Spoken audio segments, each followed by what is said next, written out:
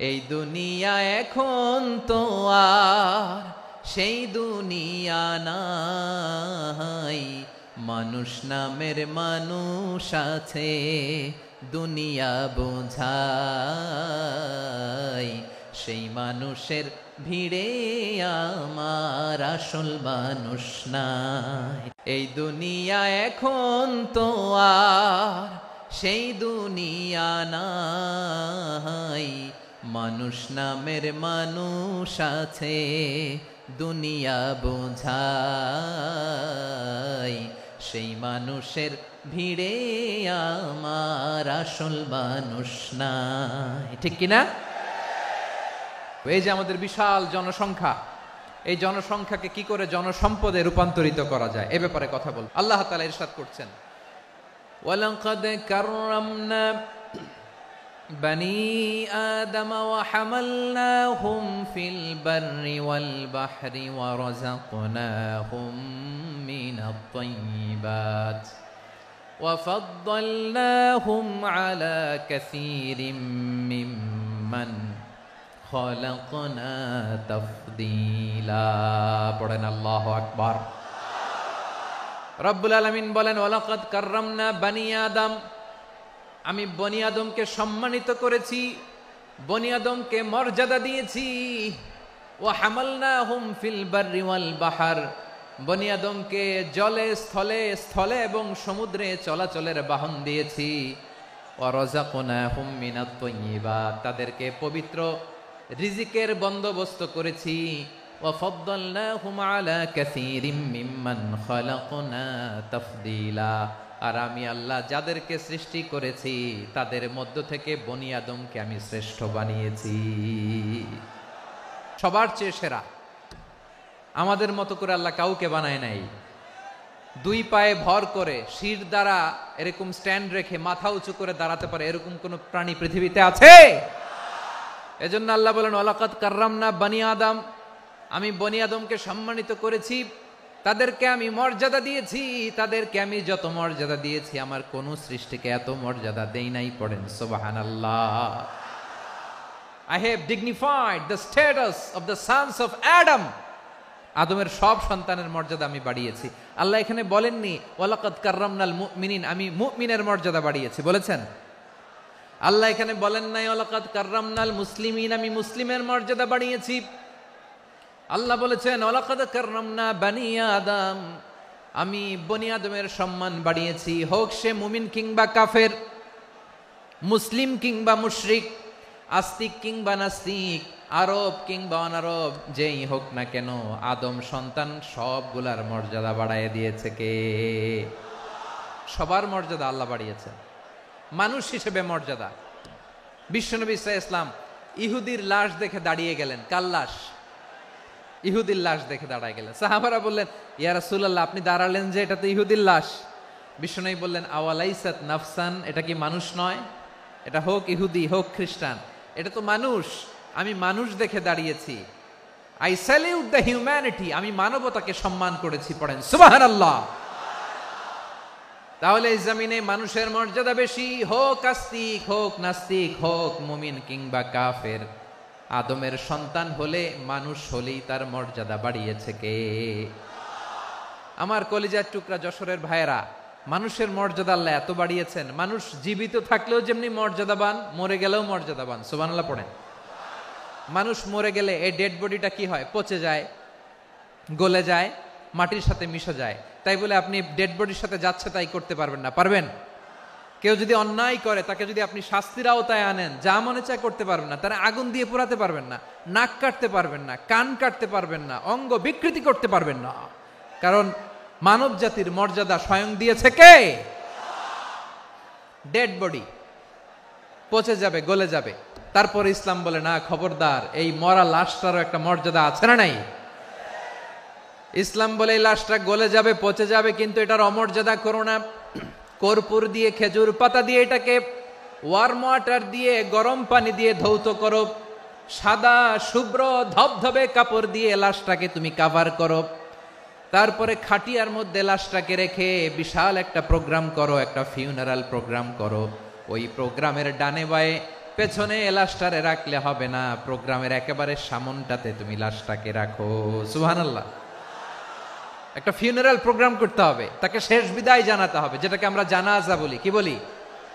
জানাজা মানে মাইয়েতের জন্য দোয়া, তার জন্য দোয়া করা হয়, তাকে একটা সিস্টেমেটিক অর্ডারে কবরে রাখা হয়, সুন্দরভাবে সেটাকে কবরস্থ করা হয়, মাটি দেয়া হয়, পানি দেয়া হয়। তার মানে মরে গেলেও মানুষের সম্মান বাড়ায় দিয়েছে কে? এজন্য আল্লাহ বললেন ওয়ালাকাদ কাররামনা বানি আদম, বনি আদমের সম্মান মর্যাদা আমি আল্লাহ বাড়িয়ে দিয়েছি। মানুষের সম্মানে তুমি কখনো আঘাত করো না, ঠিক কিনা? তাহলে ভাই, প্রথম মেসেজ হচ্ছে the first and foremost message tonight to the people of জাসর। আল্লাহ বলেন I have dignified the status of son of আদম। আমি বনি আদম সবার মর্যাদা বাড়িয়ে দিয়েছি, হোক আস্তিক নাস্তিক, হোক কাফের কিংবা মুশরিক, তার মর্যাদা বাড়াই দিছে কে? যখন বন্যা হয় আমরা ত্রাণ নিয়ে যাই, আমরা শুধু মুসলমানদেরকে ত্রাণ দেই নাকি? হ্যাঁ, আমরা মুসলমানকেও দেই, অমুসলমানকেও দেই, হিন্দুকেও দেই, বৌদ্ধকেও দেই। যেখানেই মানবতা বিপন্ন সেখানে ইসলামের হেল্পিং হ্যান্ড আছে না নাই? সুবহানাল্লাহ। কি দিন আমরা পেয়েছি, কি বিধান আমরা পেয়েছি। ওয়ালাকাদ কাররামনা বানি আদম, আমি বনি আদমকে সম্মানিত করেছি। এরপর আল্লাহ বললেন ওয়া হামালনাহুম ফিল বাররি ওয়াল বাহর, জলে স্থলে আমি চলাচলের যানবাহনের ব্যবস্থা করেছি। আমরা স্থলে ঘোড়ার উপরে চড়ি, উটের উপরে চড়ি, গাড়ির উপরে চড়ি। এই যে গাড়ির ইঞ্জিন বানাইছি আমরা, এটার মেধা দিয়েছে কে?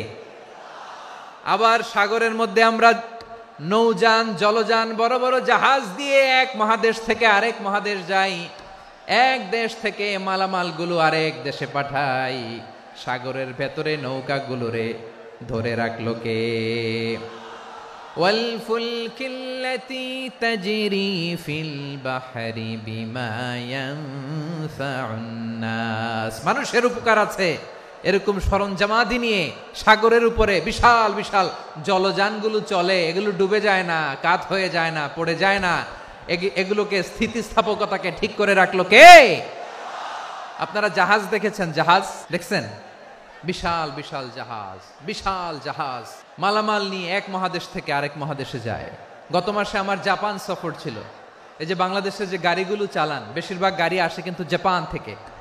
হাজার হাজার গাড়ি একটা জাহাজ বহন করতে পারে, হাজার হাজার গাড়ি।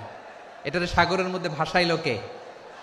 হাজার হাজার গাড়ি নিয়ে জাপানিজ গাড়িগুলো আমাদের চট্টগ্রামের এয়ারপোর্টের বন্দরে ভিড়ে। যুক্তরাষ্ট্রে আমি দেখেছি বিশাল বিশাল জাহাজ। আপনারা টাইটানিক জাহাজের নাম শুনেছেন? টাইটানিক জাহাজের 8 গুণ 10 গুণ বড় একটা জাহাজ আছে, আইকন অফ দ্য সি, আমি দেখে এসেছি। রয়্যাল ক্যারিবিয়ান দেখে এসেছি। সাগরের সামনে জেটিতে যখন দাঁড়ালাম, জাহাজটা যখন যায়, আমার মনে হচ্ছে একটা শহর, গোটা শহর, the entire city is floating on the water. পুরো একটা শহর মনে হয় পানির উপর দিয়ে ভেসে যাচ্ছে। পড়েন সুবহানাল্লাহ। এই যে আইকন অফ দ্য সি, এই ক্রুজ, এই জাহাজটা, এটার ভিতরে স্টেডিয়াম আছে। কিসের ভিতরে স্টেডিয়াম? কথা বুঝে নাই বোধহয়। স্টেডিয়াম কিসের ভিতর? সুইমিং পুল আছে, শপিং মল আছে, রেস্টুরেন্ট আছে, ক্লাব আছে, 3000 4000 রুম বিশিষ্ট, কক্ষ বিশিষ্ট হোটেল আছে। এই সবগুলোর নিয়ে এগুলো চলে সাগরের দোলার মধ্যে, জলোচ্ছ্বাসের মধ্যে। এই সাগরের ভেতরে এই জাহাজগুলোর ভাষায় রাখছে কে? সূরাতুর আর রহমানে আল্লাহ তাআলা বললেন ওয়ালাহুল জাওয়ারিল মুনশাআতু ফিল বাহরি কাল আ'লাম ফাবিআইয়ি আলা, সবাই পড়েন ফাবিআইয়ি আলাই রাব্বিকুমা তুকাযিবান।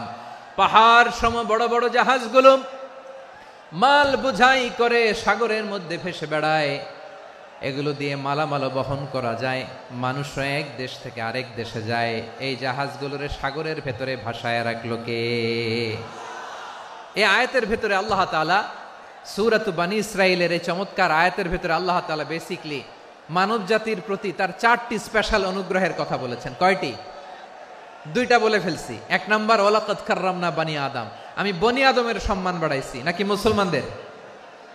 তাহলে human dignity, the first part of the verse talks about the human dignity. 2 নম্বর অংশ আল্লাহ তাআলা বললেন ওয়া হামালনাহুম ফিল বাররি ওয়াল বাহর, স্থলে এবং সমুদ্রে আমি তাদের জন্য চলাচলের বাহন দিয়েছি।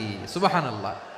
তার মানে smooth movement on land and sea, জলে এবং স্থলে যাতে আমরা স্মুথলি মুভ করতে পারি আল্লাহ তাআলা দিয়েছেন। 3 নম্বরে আল্লাহ তাআলা বললেন ওয়া রাযাকনাহুম মিনাত তাইয়্যিবাত, মানুষের জন্য আমি পবিত্র রিজিকের ব্যবস্থা করেছি। জলে এবং স্থলে যত প্রাণী আছে সবগুলা প্রাণীকে রিজিক দেয় কে? আমাদেরকে রিজিক দেয় কে? সাগরের মাছগুলোকে, বড় বড় তিমি মাছগুলোরে রিজিক দেয় কে? বাতাসের মধ্যে ভেসে বেড়ানো বড় বড় পাখিগুলো, স্ক্যান্ডিনেভিয়ান কান্ট্রি থেকে লক্ষ লক্ষ কোটি কোটি পাখিগুলো যে এক দেশ থেকে আরেক দেশে ট্রান্সফার হয়, এগুলোর রিজিক দেয় কে?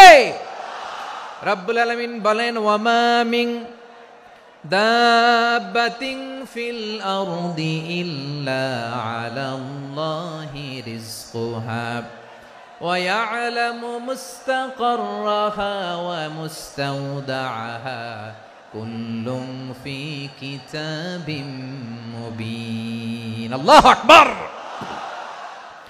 রব্বুল আলামিন বলেন ভূপৃষ্ঠে বিচরণশীল যত প্রাণী আছে সব প্রাণীগুলোকে আমি আল্লাহ আমার নিজের কুদরতে রিজিকের বন্দোবস্ত করি। এই প্রাণীগুলো কোথায় থাকে, কোথায় যায়, সব জায়গায় আমি রিজিক পৌঁছে দেই। রিজিক কেউ দিতে পারে না, রিজিকের মালিক কে? রিজিকের মালিক তিনি আল্লাহ। এজন্য আল্লাহ তাআলা বললেন ওয়া রাযাকনাহুম মিনাত তাইয়্যিবাত। এরপর আল্লাহ বললেন ওয়া ফাদ্দালনাহুম আলা কাসীরিম মিম্মান খালাকনা তাফদীলা। আমি যত প্রাণী সৃষ্টি করেছি সকল প্রাণীর মধ্যে মানুষের মর্যাদা শ্রেষ্ঠত্ব আমি দিয়েছি। সুবহানাল্লাহ পড়েন। তাহলে 1 নম্বরে আল্লাহ বললেন আমি বনি আদমের মর্যাদা বাড়ালাম। এরপরে বললেন স্থলে এবং সমুদ্রে চলাচলের জন্য যানবাহন দিলাম। 3 নম্বরে আল্লাহ বললেন পবিত্র রিজিকের ব্যবস্থা করে দিলাম। এরপরে আল্লাহ বললেন যত প্রাণী আছে, সৃষ্টি আছে, সবগুলার উপরে আমি মানুষকে শ্রেষ্ঠত্ব দিলাম। সুবহানাল্লাহ। তাহলে সবচেয়ে বেশি শ্রেষ্ঠত্ব মানুষের। কার? মানুষের। শুধু তাই নয় প্রিয় ভাইরা, আকাশ এবং জমিনে যা কিছু আছে সবকিছু মানুষের জন্য, মানুষের কল্যাণে, মানুষের প্রয়োজনে, মানুষের বশীভূত করে সৃষ্টি করেছেন কে? রব্বুল আলামিন বলেন হুয়াল্লাযী খালাকা লাকুম মা ফিল আরদি জামিআ। এই জমিনের মধ্যে যা কিছু আমি আল্লাহ সৃষ্টি করেছি সব কিছু আমি মানুষের জন্য সৃষ্টি করেছি। পড়েন সুবহানাল্লাহ। হুয়াল্লাযী খালাকা লাকুম মা ফিল আরদি জামিআ, যা আছে সব আমাদের জন্য, সব আমাদেরকে সার্ভিস দেওয়ার জন্য, আমাদের উপকারের জন্য, আমাদের কল্যাণের জন্য। আওয়াজ করে সবাই পড়ুন আল্লাহু আকবার।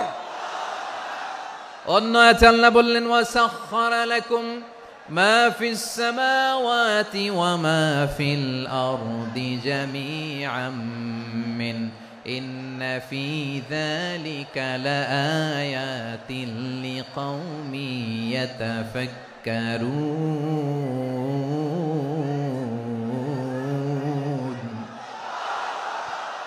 প্রথমে আল্লাহ বললেন জমিনে যা আছে সব তোমাদের কল্যাণে আমি সৃষ্টি করলাম।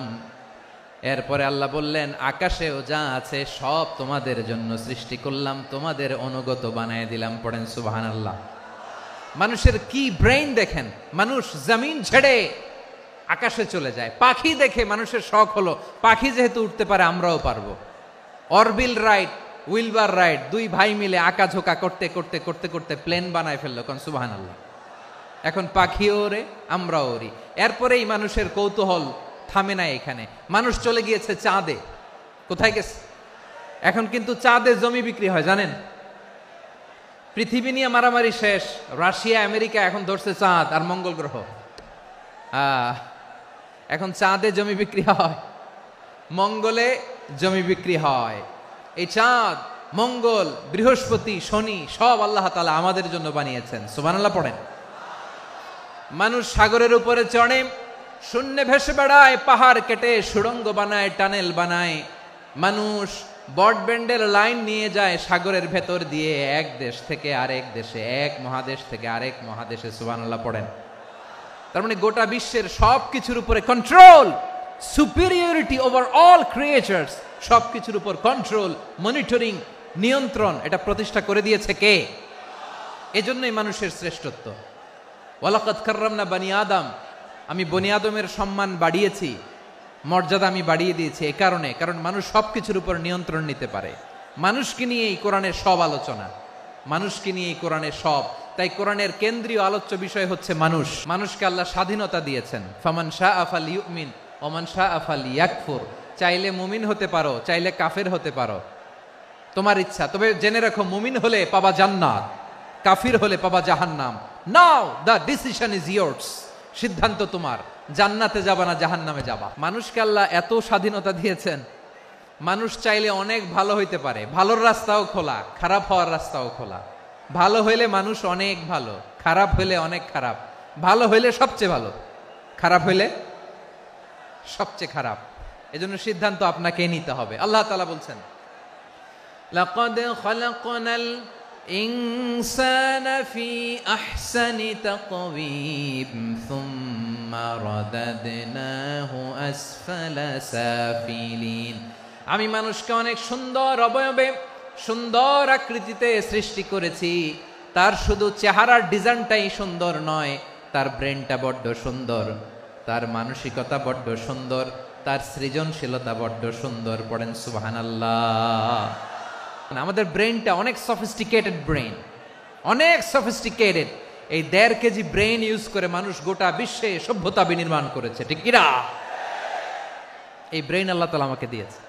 এটারে কাজে লাগালে, আপনার 6 সেন্স কাজে লাগালে আপনি অনন্য মানুষ হয়ে উঠবেন, মহামানবে রূপান্তরিত হবেন। মানুষ হতে পারে, চাইলেই মহামানব হতে পারে। আবার যদি মানুষ চায় খারাপও হতে পারে। আল্লাহ বললেন শুধু ভালোই না, ভালো হতে চাইলে অনেক ভালো তুমি হতে পারো, আবার খারাপ হতে চাইলে অনেক খারাপ তুমি হতে পারো। সুম্মা রাদাদনাহু আসফালা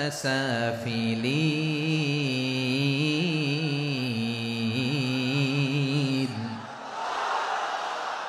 খারাপ হলে একেবারে খারাপ হতে পারো, নিকৃষ্ট হলে একেবারে নিকৃষ্ট হতে পারো, ভালো হলেও ভালো হতে পারো। মানুষ শ্রেষ্ঠত্বে ফেরেশতাকে ছাড়িয়ে যায়, আর অধপতনে সে পশুকেও হার মানায়। এটার প্রমাণ কি? মানুষ শ্রেষ্ঠ হইলে যে ফেরেশতার চেয়েও সেরা, তার প্রমাণ কি? আল্লাহ তাআলা বলছেন, ওয়া ইয কুলনা লিল মালাইকাতি ইসজুদু লি আদম ফাসাজাদু ইল্লা ইবলিস আবা ওয়াস্তাকবারা ওয়া কানা মিনাল কাফিরিন। আল্লাহ বলেন, স্মরণ করো সে সময়ের কথা যখন আমি ফেরেশতাদেরকে বললাম, ও ফেরেশতারা আদমকে সেজদা দাও। সব ফেরেশতারা সম্মান সূচক সেজদা আদমকে দিল। তারা আদমের জন্য সেজদায় লুটিয়ে পড়লো, একজন ছাড়া, তার নাম ইবলিস। আওয়াজ করে বলেন, তার নাম কি? সে অহংকার প্রদর্শন করলো, সে কাফের হয়ে গেল। বাকি সব ফেরেশতারা সেজদা দিল। সুবহানাল্লাহ। আবার আদম আলাইহিস সালামকে আল্লাহ জিজ্ঞেস করলেন, সব বলে দিল উত্তর, কিন্তু ফেরেশতাদেরকে একই প্রশ্ন জিজ্ঞেস করলেন, তারা উত্তর করতে পারে নাই। তার মানে এর মধ্য দিয়ে প্রমাণিত হয়, মানুষ ভালো হলে ফেরেশতার চেয়েও ভালো, ফেরেশতার চেয়েও মানুষের মর্যাদা বাড়িয়ে দিয়েছে কে? সব নূরের ফেরেশতা যখন মাটির আদমকে সেজদা দেয়, এটা প্রমাণ করে ফেরেশতার চেয়েও মানুষের মর্যাদা বাড়িয়ে দিয়েছে কে? তুমি মাটির আদমকে প্রথম সৃষ্টি করিয়া ঘোষণা করিয়া দিলে শ্রেষ্ঠ বলিয়া, তাই তো নূরের ফেরেশতা করে আদমকে সেজদা। ঠিক কিনা বলেন?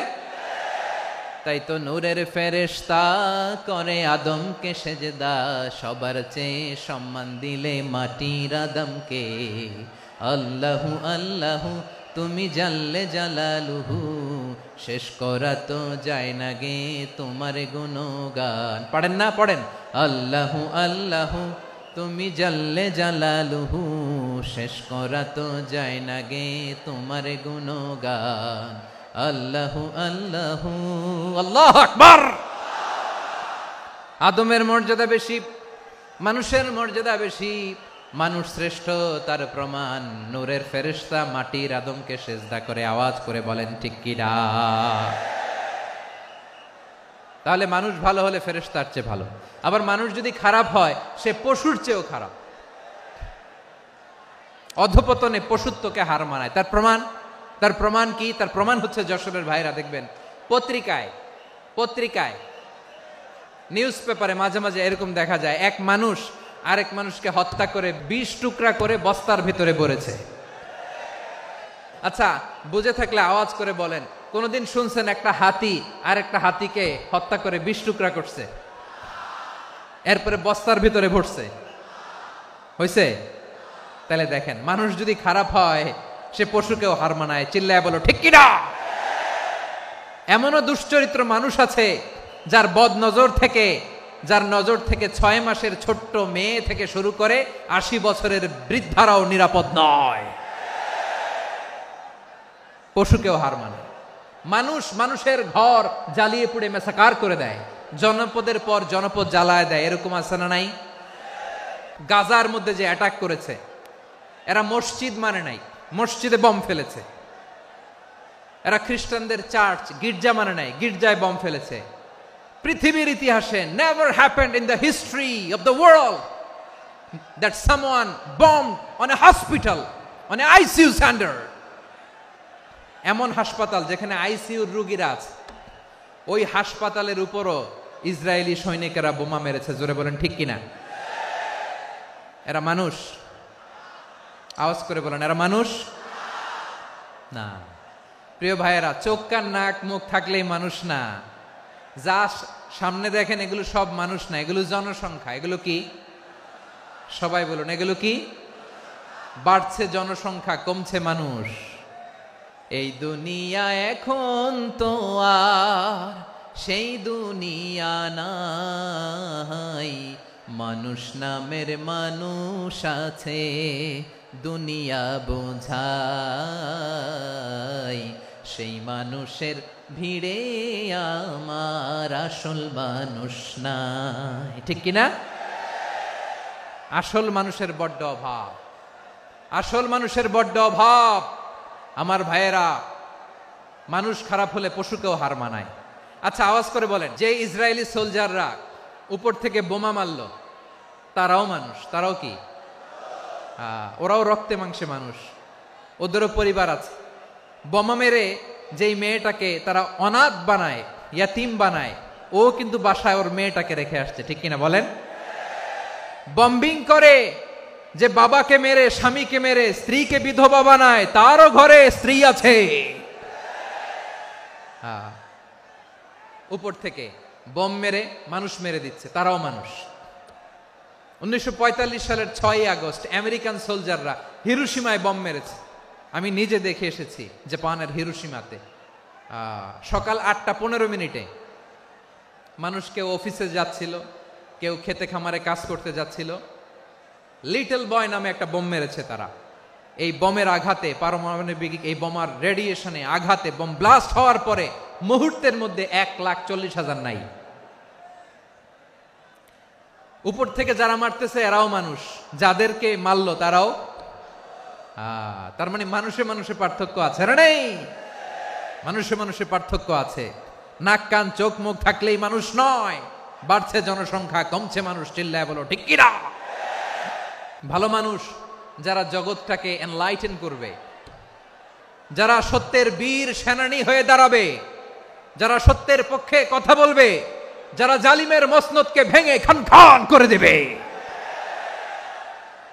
এরকম হওয়ার দরকার আছে না নাই? এরকম ভালো মানুষ আমরা হতে চাই কি চাই না? মানুষকে যত্ন নিলে মানুষ যে কত ভালো হয় আপনি কল্পনাও করতে পারবেন না। মানুষকে নার্চারিং করলে, মানুষকে পলিশ করলে, মানুষকে গ্রুমিং করলে, মানুষকে সঠিক তারবিয়া দিলে মানুষ অনন্য হয়ে ওঠে। প্রতিটি মানুষ অনন্য। আমি অনন্য, আপনি অনন্য, আমরা সবাই অনন্য। সুবহানাল্লাহ বলেন। মানুষকে আল্লাহ তাআলা দিয়েছেন অসীম ক্ষমতা, অসীম ক্ষমতা। সুবহানাল্লাহ। একটা মানুষ পারে না এমন কিছু নাই, বিশ্বাস করতে হবে। মানুষ যা কল্পনা করতে পারে ওইটা মানুষ করে দেখাতে পারে। তুমি তোমার কল্পনার রাজ্যকে সাজাও, তোমাকে হারাতে পারে এমন কোন শক্তি আল্লাহর জমিনে নাই। তোমার কি শক্তি, কি সম্ভাবনা তুমি জানোই না মিয়া। তুমি এদিকে তাকাও কেন? তোমার রাস্তা তো ওই দূরে। তুমি কোথায় যাবে, আল্লাহ তোমার টেনে কোথায় নিয়ে যাবে তুমি কিছুই জানো না। প্ল্যান বিগ, ড্রিম বিগ, কল্পনার শক্তিকে বড় করো। মানুষ যা কল্পনা করতে পারে মানুষ তা করে দেখাতে পারে। মানুষের কাছে অসাধ্য কিছু নাই মৃত্যু ছাড়া, এক্সেপ্ট ডেথ। মৃত্যু ছাড়া মানুষ সবকিছুকে জয় করতে পারে। তোমার জন্ম হয়েছে জিতার জন্য, বিজয়ের জন্য তোমার জন্ম।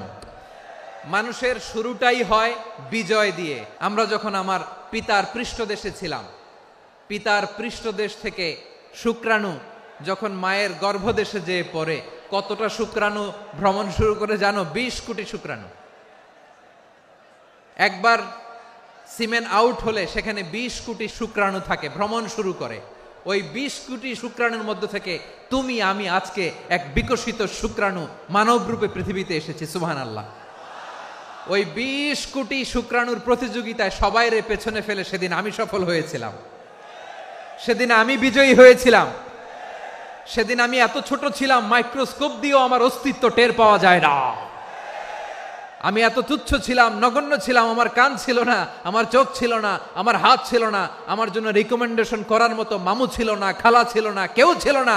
তারপরেও ওই প্রতিযোগিতায়, ওই কম্পিটিশনে যখন আমারে কেউ হারাতে পারে নাই, আল্লাহর জমিনেও আমারে কেউ হারাতে পারে না। হারার জন্য তোমার জন্মই হয় নাই, তুমি আসছোই জিতার জন্য। সুবহানাল্লাহ। বিশ্বনবী বলেন, আন্নাসু মাআদিন কামাআদিনি যাহাবি ওয়াল ফিদ্দা খিয়ারুহুম ফিল জাহিলিয়াতি খিয়ারুহুম ফিল ইসলাম। Peoples are like mines of gold and silver. সোনার খনি, রূপার খনি, এর চেয়েও বড় খনি হচ্ছে এই মানব সম্পদের খনি। আওয়াজ করে বলেন আল্লাহু আকবার। আল্লাহ তাআলা এই সম্পদ আমাদেরকে দিয়েছে। বিশ্বনবী বলেন, মানুষ হচ্ছে খনির মতো। খিয়ারুহুম ফিল জাহিলিয়াতি খিয়ারুহুম ফিল ইসলাম। জাহিলি যুগে যারা সেরা, ইসলামেও তারা সেরা। ইদা ফাকুহু, যদি তারা বুঝবান হয় তাহলে তাদেরকে সেরা বানায় দিবে কে? তাহলে মানুষের চেয়ে সেরা কেউ হতে পারে? মানুষের চেয়ে অনন্য কেউ হতে পারে? মানুষকে কেউ হারাতে পারে? আওয়াজ করে বলো, তোমাকে কেউ হারাতে পারবে? এই সাহস জাগছে আজকের আলোচনা থেকে। আমি তুমি অনন্য, আমাকে তোমাকে হারায় দেওয়া এত সহজ না, ঠিক কিনা? একটা কথা জীবনের সাথে সেট করে নিতে হবে, আমি জিতি নয় শিখি, আমি কখনো হারি না। তাহলে বিশ্বনবী বললেন, নাসু মাআদিন, মানুষ হচ্ছে খনি। এই খনির যত্ন নিতে হবে। মা বাবা যারা এসেছেন, আপনার ছেলে মেয়ের যত্ন নেন। আপনার ছেলের মধ্যে যে কি পটেনশিয়াল আপনি জানেন না। আপনার এই ছোট্ট অবুজ ছেলেটাই আগামী দিনের শায়েখ আহমদুল্লাহ হবে। আপনার হেফজখানায় পড়া ওই ছোট্ট ছেলেটাই আগামী দিনের আল্লামা মামুনুল হক হবে। আপনার ওই ছেলেটা আমির হামজা হবে, আব্দুল হাই সাইফুল্লাহ হবে। এভাবে বড় বড় আলেম হবে, তারা যুগশ্রেষ্ঠ আলেম হবে। সেই একদিন এই বাংলাদেশের পার্লামেন্টে যে বক্তব্য দিয়ে যশোরের পক্ষে কথা বলবে। আপনি জানেন না, কাউকে ছোট করবেন না আপনি। ওর কনফিডেন্স আপনি কমাবেন না, আপনি কমাতে পারেন না। প্যান্ডেলে আমার যে মা বোনেরা আছেন, ছেলে মেয়েদেরকে কখনো ছোট করে কথা বলবেন না। ও যে কোথায় যাবে আপনি জানেন না। আপনি মা হয়ে তাকে সাহস দিবেন, তার কল্পনার জগৎটাকে সাজাতে তাকে উৎসাহিত করবেন, ঠিক কিনা বলেন? আর আমার প্যান্ডেলের আমার প্রিয় শ্রদ্ধাশীলা মায়েরা বোনেরা, আপনারা তো আরো দামি সম্পদ। বিশ্বনবী বলেন, আর দুনিয়া কুল্লুহা মাতা। আল্লাহ আল্লাহ আল্লাহ। বিশ্বনবীর কথার ওজন দেখেন, আর দুনিয়া কুল্লুহা মাতা ওয়া খায়রু মাতা'আদ দুনিয়াল মারআতুস সালিহা। বিশ্বনবী বলেন, দুনিয়ায় যা দেখো সব আল্লাহর দেওয়া অ্যাসেট, মানে সম্পদ। আর এত অ্যাসেটের ভিড়ে সবচাইতে শ্রেষ্ঠ সম্পদ হচ্ছে নেককার নারী। সুবহানাল্লাহ। ভাইয়েরা বোনের সাথে খারাপ আচরণ করো না, সন্তান মায়ের সাথে খারাপ আচরণ করো না। আমাদের মায়েরা আমাদের asset, they are our priceless asset. কারণ এই মায়েদের পেটে এসেছে আল্লাহর ওলিরা, এই মায়েদের পেটে এসেছে খান জাহান আলী, এই মায়ের পেটে এসেছে শাহজালাল ইয়ামানি, এই মায়ের পেটে এসেছে আল্লাহর সব নবীরা। নাকি নবীরা আকাশ থেকে ধপ করে জমিনে নেমে আসছে? মায়ের পেটে আসছে। এই মায়ের পেটগুলো খনি। আমার সম্মানিতা মায়েরা বোনেরা, নিজেকে ইসলাম দিয়ে সাজান, নিজেকে পবিত্র রাখুন। নিজের আব্রু ইমান ইজ্জতের হেফাজত করুন, কোরআন পড়ুন, সুন্নাহ পড়ুন। আপনি জানেন না আপনার গর্ভে কে আসছে, কোন ক্ষণজন্মা পুরুষকে আল্লাহ তাআলা আপনার গর্ভে পাঠাবে আপনি জানেন না। মায়েরা নিজেদেরকে পবিত্র রাখুন, ইসলাম চর্চা করুন, কোরআন চর্চা করুন, নৈতিকতা দিয়ে নিজেকে সাজান। যশোরের জেনজি, নিজেদেরকে প্রস্তুত রাখো আগামীর বাংলাদেশের জন্য। নৈতিকতা, মোরালিটি, ভ্যালিউজ দিয়ে নিজেকে সাজাও, ইসলাম দিয়ে নিজেকে সাজাও, কারণ আগামীর বাংলাদেশ ইসলামের বাংলাদেশ। বাংলাদেশের আসল পরিচয় ইসলাম। বাংলাদেশের আসল পরিচয় কি? সবাই বলে না, আওয়াজ করে, এদেশের আসল পরিচয়। এদেশে আজান শুনে সূর্য ওঠে শহর গ্রামে, এদেশে আজান শুনে সূর্য ডুবে সন্ধ্যা নামে, এদেশে সকল কাজে সবাই বলে বিসমিল্লাহ, এদেশে ভালো কিছু দেখে শুনে হাসি মুখে সবাই বলে মাশা আল্লাহ। সুবহানাল্লাহ, সুবহানাল্লাহ, সুবহানাল্লাহ, সুবহানাল্লাহ, সুবহানাল্লাহ, সুবহানাল্লাহ, সুবহানাল্লাহ, সুবহানাল্লাহ। ও নবীন তরুণ, তোমার কিসের এত ভয়? জেনে রেখো বাংলাদেশের আসল পরিচয়। বাংলাদেশের আসল পরিচয় ইসলাম। আওয়াজ তুলে বলো, আসল পরিচয় কি? এদেশে পরস্পরে দেখা হলে দেয় সালাম, এদেশে আমজনতার হৃদয় জুড়ে পাক্কা আলাম। ঠিক কি না? এদেশে বিপদ এলে সর্বজনে সর্বক্ষণে দোয়া পড়ে ইন্না লিল্লাহ, সুবহানাল্লাহ, সুবহানাল্লাহ, সুবহানাল্লাহ, সুবহানাল্লাহ। এদেশে আজান শুনে সূর্য ওঠে শহর গ্রামে, এদেশে আজান শুনে সূর্য ডুবে সন্ধ্যা নামে, এদেশে সকল কাজে সবাই বলে বিসমিল্লাহ, এদেশে ভালো কিছু দেখে শুনে হাসি মুখে সবাই বলে মাশা আল্লাহ। সুবহানাল্লাহ, আওয়াজ করে সুবহানাল্লাহ, সুবহানাল্লাহ, সুবহানাল্লাহ, সুবহানাল্লাহ। সবাই একসাথে সুবহানাল্লাহ, সুবহানাল্লাহ, সুবহানাল্লাহ, সুবহানাল্লাহ। এদেশের আসল পরিচয় কি? আওয়াজ করে বলতে ভয় লাগে। এদেশের আসল পরিচয় কি? ইসলাম দিয়ে আমাদের সংসদ ভবন চলুক, আমরা চাই কি চাই না? বঙ্গভবনে লা ইলাহা ইল্লাল্লাহর পতাকা উড়ুক, আমরা চাই কি চাই না? প্রতিটি জেলা অফিসে, ডিসি অফিসে লা ইলাহার পতাকা ঝুলুক, আমরা চাই কি চাই না? মানুষকে যত্ন নিলে মানুষের মধ্যে যারা কি পটেনশিয়াল রেখেছে। আমি জাপানের দুইটা উদাহরণ দেই। জাপানে 2022 সালে জাপানের সাথে জার্মানির খেলা, ফিফা ওয়ার্ল্ড কাপ 2022, ওই খেলায় জিতেছিল জাপান। জিতেছিল 22 সালের এই ফিফা ওয়ার্ল্ড কাপে জাপান ফুটবল খেলায় জিতে as a part of their celebration তারা খেলার পরে পুরো স্টেডিয়ামটারে ক্লিন করে, the fan base of Japan. লক্ষ লক্ষ মানুষ খেলা দেখতে যায়, তো এত ডাস্টবিনও তো নাই, তো যারা ডাস্টবিনে জায়গা পায় নাই তারা এই যে চকলেটের প্যাকেট, পানির বোতল, চিপসের প্যাকেট তারা এদিকে সেদিকে রেখে দিয়েছে। জাপানের ভক্তরা, জাপানের ফলোয়াররা as a part of their celebration তারা খেলার পরে পুরো স্টেডিয়ামের সব ময়লা আবর্জনা ক্লিন করে তারপরে বিদায় নিয়েছে। তাদেরকে কি ক্লিন করার দায়িত্ব দেয়া হয়েছিল? তারা কি স্টেডিয়ামের পরিচ্ছন্নতা কর্মী? তাদের আকল, তাদের সিক্স সেন্স তাদেরকে বলেছে। ছোটবেলা থেকে জাপান গভর্নমেন্ট ওদেরকে এত পরিচ্ছন্নতা শেখায়, ক্লিনলিনেস অ্যাওয়ারনেস ক্যাম্পেইন করায়। ক্লাসে আমি দেখেছি, ক্লাসে নিজের বেঞ্চ নিজে মুছে, ক্লাসের মাঝখানে একটা সময় দেয়, নিজের টেবিল নিজে মুছে, নিজের ক্লাসরুমটা নিজে পরিষ্কার করে। রাস্তাঘাটে একটা ধুলা নাই, ময়লা নাই, একটা টিস্যু নাই। খেলার পরে গোটা বিশ্বকে তাক লাগিয়ে দিয়েছে। জাপানের ফ্যানরা সবার রেখে যাওয়া গার্বেজ, টিস্যু, বোতল পরিষ্কার করে তারপরে স্টেডিয়াম থেকে বিদায় নিয়েছে।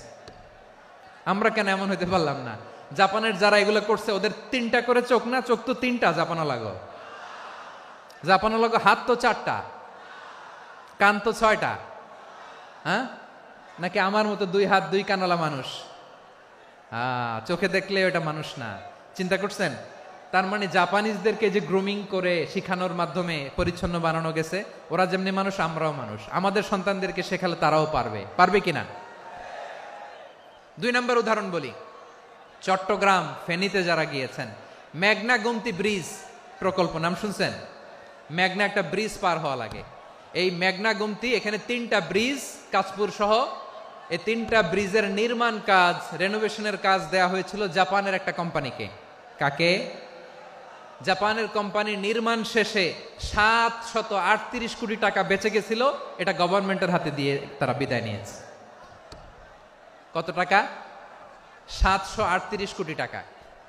যত প্রাক্কলিত ব্যয় নির্ধারণ করা হয়েছে সব টাকা সরকার, তৎকালীন সরকার 2019-এর সরকার, কারা ছিল তো জানেন? এই 2019-এর সরকার তাদেরকে দিয়েছে। তারা রিনোভেশন নির্মাণ শেষে 738 কোটি টাকা অতিরিক্ত বেঁচে গেছিল, এটা আবার গভর্নমেন্টের হাতে বুঝাই দিয়ে তারা বিদায় নিচ্ছে। আমরা কেন এমন হইতে পারলাম না? জাপানের ওরাও মানুষ, আমরাও মানুষ, তার মানে মানুষে মানুষে পার্থক্য আছে না নাই? আচ্ছা, জাপানের 2টা উদাহরণ দিলাম, এবার আমার দেশের 2টা উদাহরণ দিব না? বাংলাদেশের 2টা উদাহরণ দিই। 1 নম্বর উদাহরণ, গত সপ্তাহে আপনারা জানেন কক্সবাজার আমার একটা প্রোগ্রাম ছিল, তো হেলিকপ্টারে গিয়েছিলাম। ফেনী জেলা যখন পার হচ্ছি, আমি দেখলাম 3টা উইন্ডমিল চিনেন তো? বিশাল পিলার, 3টা-4টা পাখা থাকে। বায়ু বিদ্যুৎ কেন্দ্র, বাংলাদেশের প্রথম বায়ু বিদ্যুৎ কেন্দ্র এটা। মুহুরী প্রজেক্ট বলে এটার, সম্ভবত মুহুরী প্রজেক্ট। তো সাগরের বাতাসের ঝাপটায় এটা ঘুরে এনার্জি হয়, ইলেকট্রিসিটি উৎপাদন হয়। তো আমি পাইলটকে বললাম, ভাই এগুলো থেকে কেমন ইলেকট্রিসিটি উৎপাদন হয়? কয়, হুজুর একটু হয় না, কিছুই হয় না। কিছুই হয় না মানে? বলে, হুজুর বাংলাদেশে যত উইন্ডমিল আছে এটার পাখা একটাও ঘুরে না। আল্লাহ, বলেন কি? তাহলে এই যে কোটি কোটি টাকা ব্যয় করে যে উইন্ডমিল, কয় হুজুর উপরে ফিটফাট, ভিতরে সদরঘাট। তার মানে কোটি কোটি টাকা দিয়ে এই উইন্ডমিল বানায়, এখানে কিছু নাই। দুর্নীতির আড্ডাখানা, আখড়াখানা বাংলাদেশ, ঠিক কিনা বলেন? হায় রে, জাপানিজরাও মানুষ, আমরাও মানুষ। আমার এক নিকটাত্মীয় সরকারি চাকরিজীবী, উনি আমাকে বললেন, বাংলাদেশের আর একটা উদাহরণ দেখি। উনি আমাকে বললেন যে প্রতি বছর আমাদের অফিসের ফার্নিচার চেঞ্জ করে। আমি বললাম, প্রতি বছর ফার্নিচার চেঞ্জ করে কেন? বলে যে ফার্নিচার নতুন পারচেজ করলেই তো এখানে টাকা, নতুন কিনতে পারলেই টাকা, নতুন উন্নয়নের সবক শোনাতে পারলেই টাকা। প্রথম আলোর রিপোর্ট, কি আলো? প্রথম আলোর রিপোর্ট, গত 15 বছরে উন্নয়নের নামে লুটপাট হয়েছে প্রায় 3.25 লাখ কোটি টাকা। কার রিপোর্ট? আমাদের বানানো কথা। প্রথম আলোর রিপোর্ট। গত 15 বছরে কারা ছিল জানেন তো? হ্যাঁ, শুধু ওনাদেরকেই দোষ দিয়ে লাভ নাই। স্বাধীনতার পর থেকে শুধু শাসকের হাত বদল হয়েছে, আমরা কিছু পাই নাই, ঠিক কিনা বলেন? আমরা এরকম চাই না। তাহলে জাপানের মানুষও মানুষ, আমরাও মানুষ। সিদ্ধান্ত আপনার, কোন মানুষ হবেন, ভালো মানুষ না খারাপ মানুষ? আজকের আলোচনার বিষয় হচ্ছে মানব সম্পদের উন্নয়ন, human resource development. It's a process to increase the capacity of knowledge, skill, capacity of the people of a country. একটা দেশের মানুষের জ্ঞান, তাদের দক্ষতা কি করে বাড়ানো যায়, বাড়িয়ে দেশের উন্নয়ন করানো যায়, এটাই হচ্ছে মানব সম্পদ উন্নয়নের মূল কথা। তাহলে মানব সম্পদ হচ্ছে একটা দেশের সবচাইতে শক্তিশালী পুঁজি। প্রাকৃতিক সম্পদ, খনিজ সম্পদের চেয়েও দামি হচ্ছে মানব সম্পদ। আল্লাহ তাআলা দয়া করে আমাদেরকে এই মানব সম্পদ দিয়েছেন। আসুন আমাদের এই মানুষগুলোকে আমরা সোনার মানুষ বানাই। রাজি আছেন তো সবাই? রাজি আছেন? মানুষ পারে না এমন কোনো কিছু নাই, চাইলে সব পারে। এজন্য মানুষকে তারবিয়া দিতে হবে, যথাযথভাবে তাদেরকে গড়তে হবে। আসুন আমরা সিরাতের আয়নায় বিশ্বনবীর জীবনী থেকে দেখি তিনি কিভাবে হিউম্যান রিসোর্সকে ম্যানেজ করতেন। বিশ্বনবী, he was a very good talent hunter, চৌকস ট্যালেন্ট হান্টার ছিল। কার মধ্যে কি ট্যালেন্ট আছে দেখলেই বুঝে ফেলতেন। সুবহানাল্লাহ পড়বেন না? কি নবী আমরা পেয়েছি! He was a very good talent hunter. আমার নবী তিনি চৌকস ট্যালেন্ট হান্টার ছিলেন। কার মধ্যে কি প্রতিভা বের করতেন, ওই প্রতিভাকে ইসলামের কল্যাণে কাজে লাগাতেন। যাকে যেই জায়গায় সেট করলে ভালো হবে তাকে ওই জায়গায় সেট করতেন। কয়েকজন সাহাবীর জীবনী শোনাই। আবু মাহজুরা রাদিয়াল্লাহু তাআলা আনহু, মক্কার মুয়াজ্জিন, আগে ছিল মুশরিক, পরে হইছে মুমিন। উনি কিভাবে মুমিন হইলেন এই ঘটনাটা একটু আপনাদের শোনাতে চাই। আবু মাহজুরা রাদিয়াল্লাহু তাআলা আনহু কিভাবে মুসলিম হলেন, আওয়াজ করে শুনেন। হুনাইনের যুদ্ধ, 8ম হিজরি, বিষ্ণু ঈসা ইসলাম হুনাইনের যুদ্ধ শেষে ফিরতেছেন। পথিমধ্যে বেলাল রাদিয়াল্লাহু তাআলা আনহু আজান দিচ্ছেন। কি দিচ্ছেন? তো পাশে ছিল মুশরিকদের একটা পল্লী, কিছু মুশরিক তরুণ, কিছু অমুসলিম কিশোর, তারা আজানকে ব্যঙ্গ করতেছে। আমাদের বাংলায় মুখ ভেঙ্গানো বলে আর কি।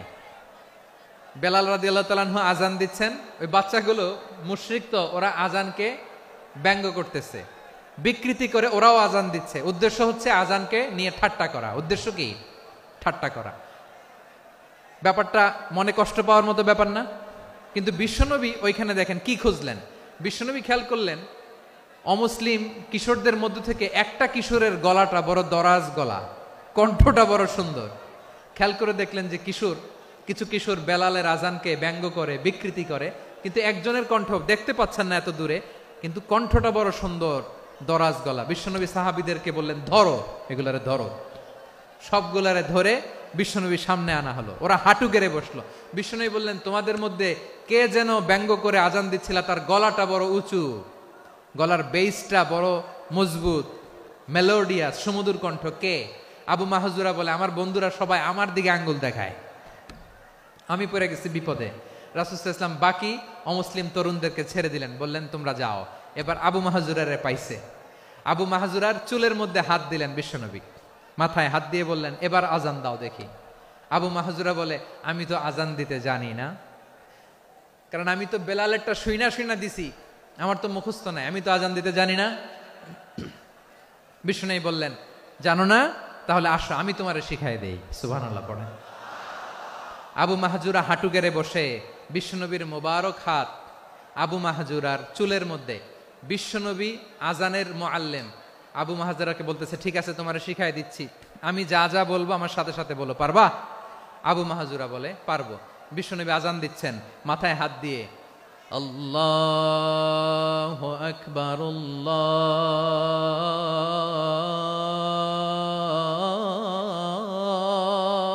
আকবার।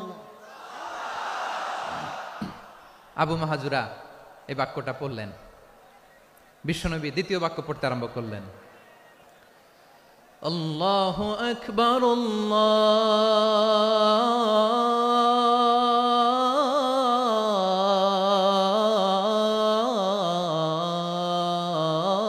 আল্লাহু আকবার।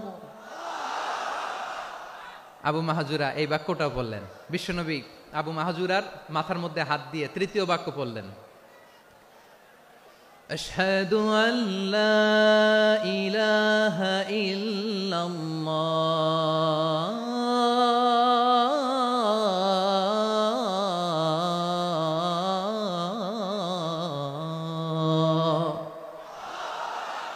আবু মাহজুরা তৃতীয় বাক্য পড়লেন। বিশ্বনবী একটা বাক্য পরে আবু মাহজুরা পরে, বিশ্বনবী পরে আবু মাহজুরা পরে। আবু মাহজুরা কিন্তু অমুসলিম, মুশরিক। আবু মাহজুরা বলে, এক একটা বাক্য পড়ি আমার কলিজাটা গলে ঠান্ডা হয়ে যায়। এতদিন মোহাম্মদকে গালি দিতাম, এখন মোহাম্মদ আমার মাথায় যখন হাত রাখছে আমার সারা শরীর ঠান্ডা হয়ে গেছে। বিশ্বনবী আজান শিখাচ্ছেন, একটা একটা বাক্য পড়ে আবু মাহজুরাও পড়ে, বিশ্বনবী পড়ে, আবু মাহজুরাও পড়ে। পুরো বাক্যগুলো যখন শেষ, আজান শেষ, আবু মাহজুরাও যখন পুরো আজান পড়লেন, আবু মাহজুরা বললেন, এতদিন মোহাম্মদের চেহারা দেখলে আমার ঘৃণা লাগতো, আজ থেকে মোহাম্মদের চেহারার চেয়ে প্রিয় চেহারা আমার কাছে নাই। আবু মাহজুরা বললেন, ও মুহাম্মদ, আজানের বাক্য তো আপনি আমারে শেখালেন, এখানেই শেষ করবেন না, আপনি আমারে পড়ায় দেন, লা ইলাহা ইল্লাল্লাহু মুহাম্মাদুর রাসূলুল্লাহ সাল্লাল্লাহু আলাইহি ওয়াসাল্লাম। বিশ্বনবীর সাথে দাঁড়িয়ে উনি শাহাদা পড়ে মুসলমান হয়ে গেলেন। এবার আবু মাহজুরা বলে, ইয়া রাসূলুল্লাহ, ইয়া হাবিবাল্লাহ, আমি মুমিন হয়েছি, মুসলমান হয়েছি, আপনার কাছ থেকে আজান শিখার সৌভাগ্য আমি লাভ করেছি গো নবী। আমার কণ্ঠের বড় তারিফ করেছেন, আপনি আমার আজানকে আপনি পছন্দ করেছেন। একটা জিনিস আপনার কাছে চাই, আপনি আমাকে মক্কার মসজিদুল হারামের মুয়াজ্জিন হিসেবে অ্যাপয়েন্ট করে দে। বিষ্ণু ঈসা ইসলাম বললেন, যাও আবু মাহজুরা, আমি তোমাকে পৃথিবীর শ্রেষ্ঠতম মসজিদ মক্কার মসজিদুল হারামের মুয়াজ্জিন হিসেবে অ্যাপয়েন্ট করে দিলাম। দেখছেন কিভাবে ট্যালেন্ট হান্টিং করতে হয়, কিভাবে হিউম্যান রিসোর্স মানব সম্পদকে ব্যবহার করতে হয়। আসছিল আজানকে ভেঙ্গাইতে, আসছিল কেন? আজানকে ব্যঙ্গ করার জন্য, বিকৃত করার জন্য। আজানকে বিকৃত করতে যে ইসলামের সবচেয়ে শ্রেষ্ঠ মসজিদের মুয়াজ্জিন হয়ে গেল। পড়েন সুবহানাল্লাহ। হযরত আবু মাহজুরা রাদিয়াল্লাহু তাআলা আনহু ওনার এই সুললিত কণ্ঠ ব্যবহার করে মসজিদুল হারামে এত সুন্দর করে আল্লাহু আকবার বলে আজান দিতেন, মানুষগুলোর, মুসল্লিগুলোর, মক্কাবাসীর হৃদয়কে তিনি বিগলিত করে দিতেন। মানুষের হৃদয়কে ঠান্ডা হয়ে যেত। শুধু এখানেই শেষ না আমার যশোরের ভাইয়েরা, বিশ্বনবী যখন সাইয়েদনা আবু মাহজুরা রাদিয়াল্লাহু তাআলা আনহুকে আজান শিখাচ্ছিলেন, বলেন তো বিশ্বনবীর হাতটা কোথায় ছিল? আবু মাহজুরার মাথার সামনে, এই চুলের উপরে ছিল। আবু মাহজুরা ওই স্মৃতিটাকে ধারণ করবার জন্য, ওই স্মৃতিকে বহন করার জন্য বিশ্বনবীর মোবারক হাত আবু মাহজুরার কপালের চুলের যেই জায়গায় লেগেছে, মৃত্যুর আগের দিন পর্যন্ত আবু মাহজুরা মাথার ওই চুলে কোনোদিন ছুরি আর কামার লাগায় নাই, সেখানে কেচি লাগায় নাই, চুলের মধ্যে খুর লাগায় নাই। আবু মাহজুরা ডান দিকের চুল কাটতো, বাম দিকের চুল কাটতো, পেছনের চুল কাটতো, সামনের চুল কাটতো না। আবু মাহজুরা রাদিয়াল্লাহু তাআলা আনহুর সামনের চুলগুলো বড় হতে হতে যখন এত বড় হয়ে যায়, তিনি চুলগুলো পেঁচিয়ে মাথার মধ্যে রাখতেন, তারপরে তিনি পাগড়ি পরতেন। সবাই জিজ্ঞেস করতো, আবু মাহজুরা এটা আবার কেমন স্টাইল? দেখতে তোমারে কি বিদঘুটে লাগে, কেমন অড লাগে, কেমন খারাপ দেখা যায়। মক্কায় এমন কোন মানুষ তো দেখি নাই, ডানে চুল কাটে, বায়ে চুল কাটে, পেছনে চুল কাটে, সামনে কাটে না। ওরে আবু মাহজুরা কেমন দেখা যায় তোমারে, তুমি সামনের চুল কাটো না কেন? আবু মাহজুরা বলে, আমি হাঁটু গেড়ে পেয়ারা নবীর সামনে বসেছিলাম, আমার এই মাথার চুলের মধ্যে মুবারক হাত লাগিয়ে বিশ্বনবী নিজে আমাকে আজানের প্রতিটা বাক্য শিক্ষা দিয়েছেন। বিশ্বনবীর মোবারক হাত, পবিত্র হাত আমার মাথার চুলের যেই জায়গায় লেগেছে, আমি চাই ওই চুলগুলা নিয়ে আমি আমার কবরের ভিতরে যাব। সাইয়েদনা আবু মাহজুরা রাদিয়াল্লাহু তাআলা আনহু ইন্তেকালের আগের পর্যন্ত মাথার সামনের চুলগুলা কাটে নাই, মাথার সামনের চুল তিনি কাটেন নাই। সুবহানাল্লাহি বিহামদি। কেমন ভালোবাসতেন বিশ্বনবী সাহাবীদেরকে, সাহাবারা কেমন ভালোবাসতেন বিশ্বনবীকে। সামনের চুলগুলো বড় হতে হতে এত বড় ছিল, পেঁচিয়ে রেখে পাগড়ি পরতেন, কাটতেন না। নবীর হাত লেগেছিল। সুবহানাল্লাহ পড়েন। তাহলে what is the lesson? Moral of the story কি? মোরাল অফ দ্য স্টোরি হচ্ছে, আসছিল আজানকে ব্যঙ্গ করার জন্য, বিকৃত করার জন্য, হয়ে গেল মসজিদুল হারামের মুয়াজ্জিন। দেখেন বিশ্বনবী একটা খারাপ সিচুয়েশনের মধ্যে থেকে কি ভালো জিনিস বের করে আনলেন। আমি যে শুরুতে বলেছি কিভাবে তিনি হিউম্যান রিসোর্সকে ডেভেলপ করেছেন, ম্যানেজ করেছেন। তিনি যে চৌকস ট্যালেন্ট হান্টার ছিল, দেখেন সবার মধ্যে থেকে এর বাছাই করে মুয়াজ্জিন বানাই দিয়েছেন। সুবহানাল্লাহ পড়েন। তার মানে এই না সবাইরে ধরে ধরে উনি মুয়াজ্জিন বানাইছেন, যার যেই ট্যালেন্ট আছে তাকে ওই কাজে অ্যাসাইন করেছেন, যার যেই প্রতিভা আছে তার প্রতিভাকে ইসলামের কাজে লাগিয়েছেন। সুবহানাল্লাহ পড়েন।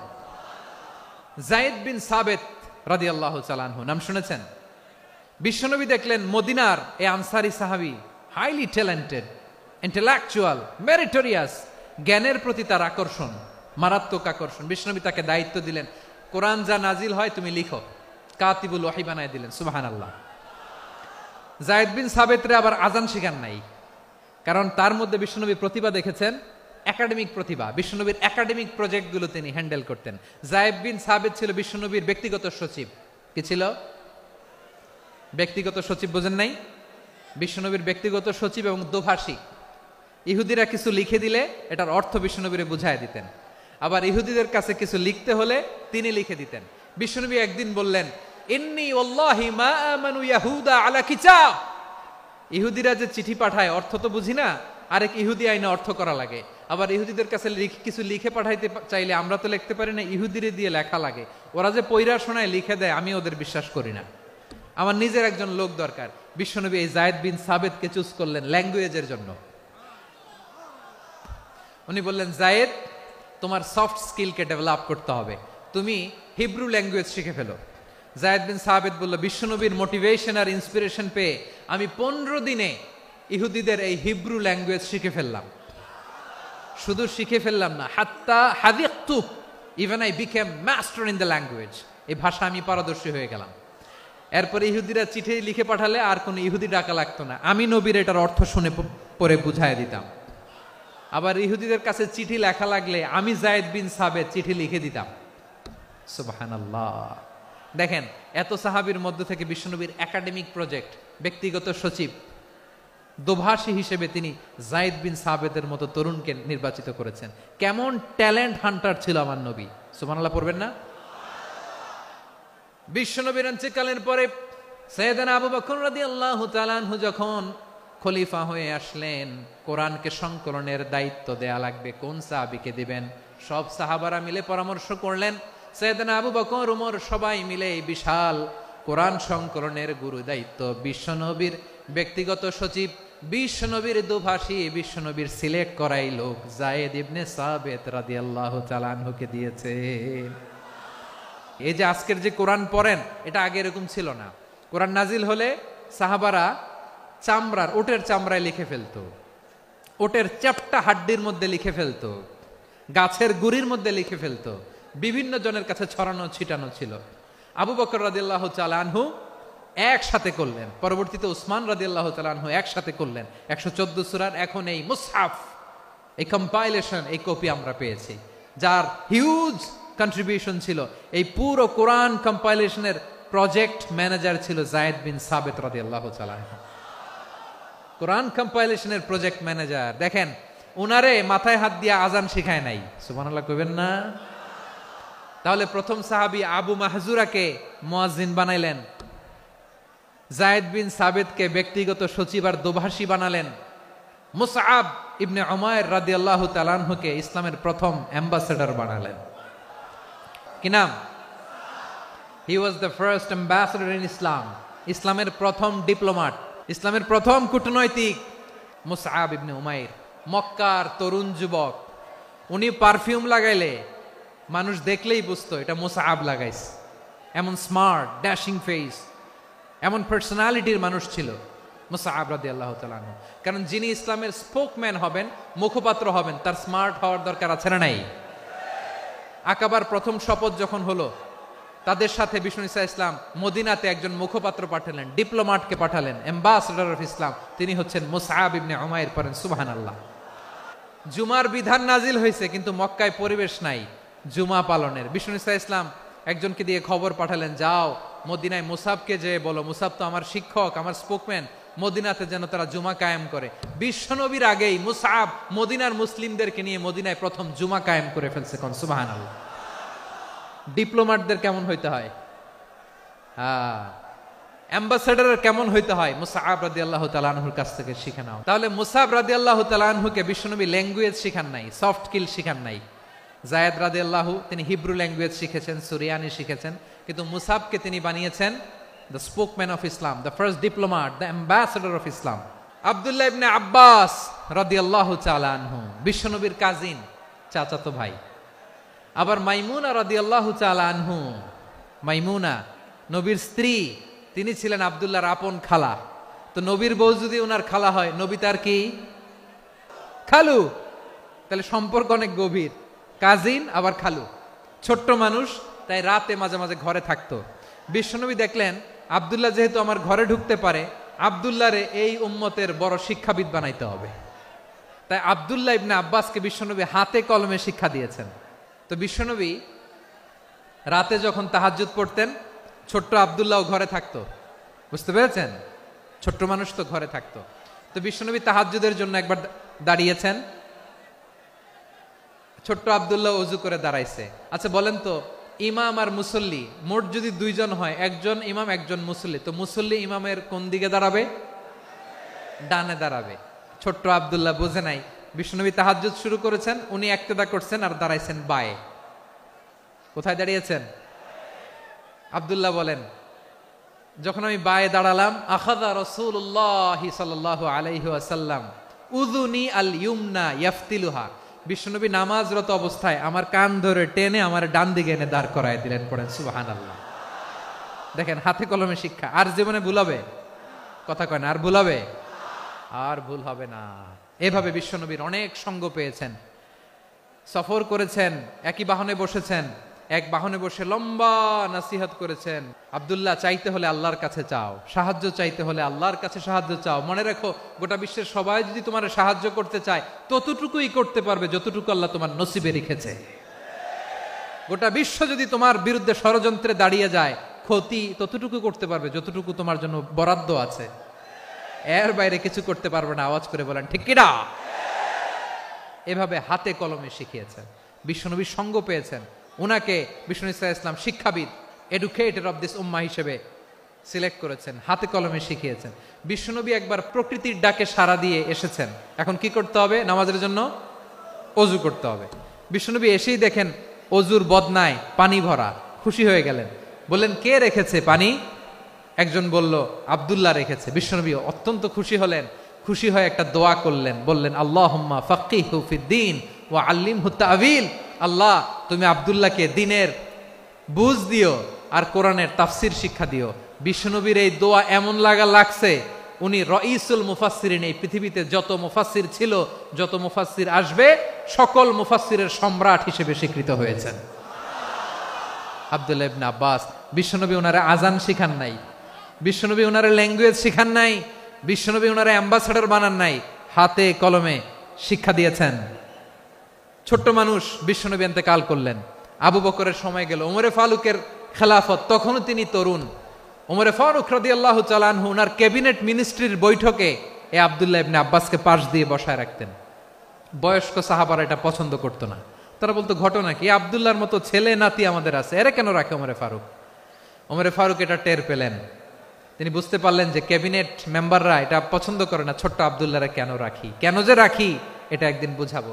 একদিন মিটিং এ তিনি সবাইকে বললেন, ইদা জাআ নাসরুল্লাহি ওয়াল ফাতহ, এই আয়াত দ্বারা উদ্দেশ্য কি বলেন তো মুরব্বী সাহাবীরা? এক সাহাবী বলেন, এই সূরা দ্বারা উদ্দেশ্য, আল্লাহ বলেছেন আমাদেরকে বিভিন্ন ল্যান্ড, বিভিন্ন এলাকা বিজয় করতে হবে। ওমরে ফারুক বললেন না, হয়নি। আরেকজন বললেন, বিজয় হওয়ার পর আমাদের বেশি বেশি আল্লাহর বরত্বের ঘোষণা দিতে হবে, এটা উদ্দেশ্য। ওমরে ফারুক বললেন না, হয় নাই। যারা জিজ্ঞেস করেন কেউ পারে না। সব শেষে বিশ্বনবী ছোট্ট আব্দুল্লাহরে বলেন, আব্দুল্লাহ, ইদা জাআ নাসরুল্লাহি ওয়াল ফাতহ, এর দ্বারা উদ্দেশ্য কি বলো তো? ছোট্ট আব্দুল্লাহ বলেন, হুয়া আজালু রাসূলিল্লাহ, এই আয়াত দ্বারা বিশ্বনবীর বিদায়কে উদ্দেশ্য নেওয়া হয়েছে। ওমরে ফারুক বললেন, হাযা হুয়া, এটাই তো সঠিক উত্তর, এটাই সঠিক তাফসীর এই আয়াতের। কারণ ইদা জাআ নাসরুল্লাহি ওয়াল ফাতহ, যখন আল্লাহর সাহায্য আর বিজয় আসবে, ওয়া রাআইতান নাসা ইয়াদখুলুনা ফি দীনিল্লাহি আফওয়াজা, আপনি দেখবেন দলে দলে, ঢলে ঢলে, বানের পানির মতো মানুষ ইসলামের দিকে ঢুকতেছে, ইসলামের বিজয় হয়েছে। তো ইসলামের বিজয়ের মিশন নিয়ে নবী আসছে, বিজয়ী যখন হয়ে গেছে, এখন তো নবীর বিদায় হবে। কোন সাহাবী এই সূক্ষ্ম কথাটা ধরতে পারে নাই, ওই আব্দুল্লাহ ছাড়া।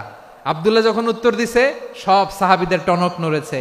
এরপর থেকে কোনো ক্যাবিনেট মিটিং এ আর কোনো সাহাবারা কোনো প্রশ্ন করে নাই। আওয়াজ করে পড়েন সুবহানাল্লাহ। বিশ্বনবী আব্দুল্লাহ ইবনে আব্বাসকে দ্য এডুকেটর অফ দ্য উম্মাহ, উম্মার শিক্ষাবিদ হিসেবে গ্রহণ করেছেন। আওয়াজ করে পড়তে হবে আল্লাহু আকবার। সাহাবীদের নামগুলো মনে থাকবে? এক নম্বরে আবু মাহজুরা, মুয়াজ্জিন বানাইছেন। যায়েদ ইবনে সাবিত, দোভাষী, ট্রান্সলেটর অফ প্রফেট, এবং তিনি ছিলেন বিশ্বনবীর ব্যক্তিগত সচিব। মুসআব ইবনে উমাইর, the first ambassador and diplomat of Islam. আব্দুল্লাহ ইবনে আব্বাস, এই উম্মার সবচেয়ে বড় এডুকেটর, শিক্ষাবিদ। আরেকজন ছিল আব্দুল্লাহ ইবনে মাসউদ রাদিয়াল্লাহু তাআলা। দুই আব্দুল্লাহ, আব্বাস গেল, আরেকজন হচ্ছে মাসউদ।